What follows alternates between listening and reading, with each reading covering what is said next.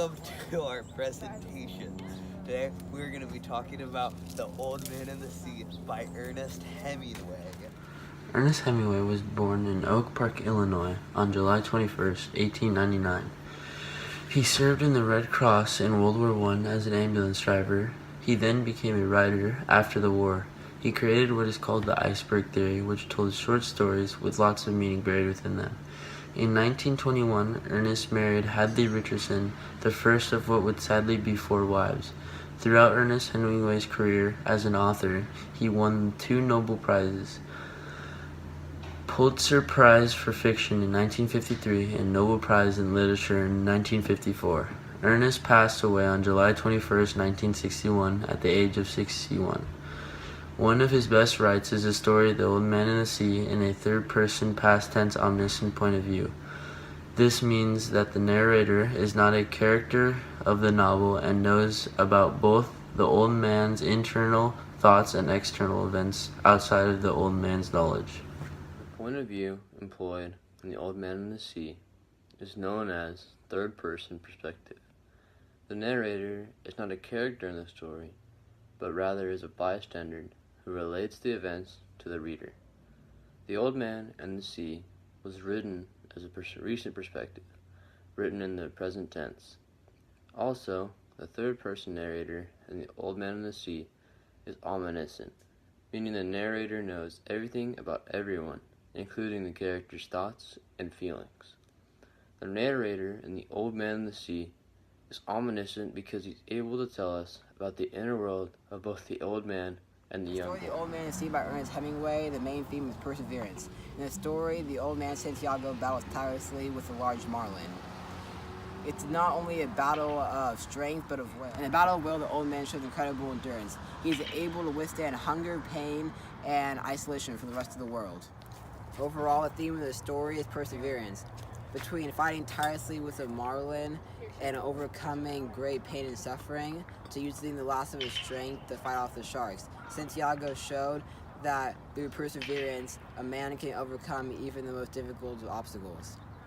In the story, Santiago showed how far a man's will can go. In the story, The Old Man and the Sea by Ernest Hemingway, we are told the story and of the characters of the old man, the boy, the fish, and the sea. 4 characters and none else and nothing more. So our main character is the old man, who's described as hardworking and has been living kind of a rough life. He hasn't been able to catch a fish, which is what he lives on for the past 84 days, and he still has no luck in catching a fish. So what he's trying to do is catch that beautiful big marlin fish. So the boy, who is his usual help, is not there for when he sets out to sea and is about to go and fish once more. And we're told through the story of him being out onto the sea and on his boat how he wishes the boy was there. So after many troubles on the boat, we are finally shown how the old man finally catches a fish, what he believes a big marlin. Alright, so he catches the fish and decides, but the fish, another character, will not give up so easily and just keeps on going. Alright, so the man decides to follow the fish as its hook is still in the fish's mouth. And we are shown that the fish is kind of like a metaphor for no matter what, to keep on pressing forward and keep on going, just like how the old man isn't stopping because the fish isn't stopping. In the book, The Old Man and the Sea by Ernest Hemingway, there's a lot of symbolism. An example of symbolism is a marlin that Santiago fights. It can be characterized as an ultimate opponent that Santiago has to overcome to reach the best in himself, but it can also be used as a religious symbol, sort of symbolizing Jesus. In the way that Jesus' life was given meaning by enduring pain, the marlin endured great pain fighting Santiago, which led Santiago to recognize him as a worthy and noble. By Ernest Hemingway, there's a lot of symbolism. An example of symbolism is the mast of Santiago's ship. It is a symbol of a cross, and is where Santiago endured pain for 3 days, such as where Jesus Christ endured pain for 3 days on the cross when he was crucified. It is also brought up in the story the pain on Santiago's hands and his back, which it could be compared to the pain that Jesus Christ had to endure when he was being crucified. We are shown how they keep on going until the fish finally comes up and the old man is able to kill him for his own. So after that, the old man attaches him to the boat and returns back home. But while on the way home, the sharks come, multiple sharks come, and they try to attack his fish and to try to attack his prize that he has just caught.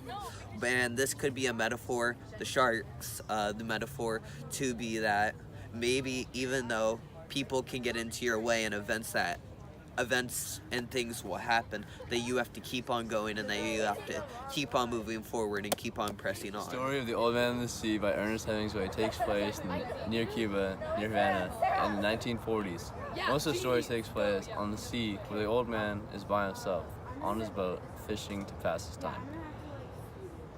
Hence the title being The Old Man and the Sea. The sea gives off a feeling of vastness against which the fisherman lives his life in isolation and even hopefulness and possibility. The author makes the setting feel dangerous because of all the things that hurt the old man. The sun hurting his eyes and the night being too cold for comfort. The story is factual but sympathetic. The author feels something for the old man throughout the story, almost as if he's like there caring for him. The whole story is very serious and almost no humor is in the story at all. The story is also somewhat depressive for when the man is missing his boy. He's asking for him, and it's like it gives off a sad tone. The story is also hopeful. This is shown when the fisherman is fighting against the marlin in hopes that he'll catch him, day and night. Soon he starts to say, "My lucky number is 85, and the next day will be a lucky day." So then maybe he'll catch the fish. In the book The Old Man and the Sea by Ernest Hemingway, we are told the story of an old man with an iron will. A great quote to show his strength is, "A man can be destroyed, but not defeated." This really goes along with the theme of the story and shows that no matter how long Santiago fought with the fish, no matter how injured he got, he still didn't give up and he continued to fight for the fish. Okay. No matter how much pain he was forced to endure, Santiago continued to fight with the fish. And even after he successfully caught the fish, he still continued to fight the sharks. He continued to fight the sharks despite being hurt. He used all the remaining strength he had to try to fend them off. Even though he was physically destroyed, he refused to be mentally defeated. Another important quote in The Old Man and the Sea is, "This will kill him," the old man thought. "He can't do this forever." But 4 hours later, the fish was still swimming steadily out to the sea. Sea by Ernest Hemingway. We were told the story of the old man, a child, or the boy in this case, and the fish, the main antagonist in the story. So, the old man is character developed through the boat, which we are told many backstories of him and see his character progression. We are shown his character development through him being on the boat and his trials and both him struggling and succeeding. But the fish is a little more tricky because the fish is an antagonist, but we aren't ever told anything about the fish. But through the story of the man trying to catch the fish, we see the man starting to gain respect for both the fish and the boy, as he wishes on and again how the boy was here to help him, and how shut up, Evan. You know what, Evan? I'm gonna go over there and smack you with this book. At least you're like doing something. Like I don't even know what I'm gonna say. You're only like at 1:30 right now. Yeah, I only have This to. one, Hemingway has a lot of memorable quotes. One being, "He no longer dreamed of storms, nor of women, nor of great occurrences, nor of great fish, nor fights, nor contests of strength, nor of his wife. He only dreamed of places now and of the lines on the beach. He played like young cats in the dusk, and he loved them as he loved the boy. This passage, which describes Santiago's dream on the night before he sets out for his fishing trip, simultaneously confirms and moves beyond Hemingway's immediate recognizable vision of the universe. Hemingway made his career telling stories about great occurrences, great fish, and contests of strength. The fact that Santiago no longer dreams of any of these makes him unique. This is also linked explicitly to Madeline, a connection that is made apparent to the end of the novel as the boy watches over his friends as Santiago dreams of the lion's return.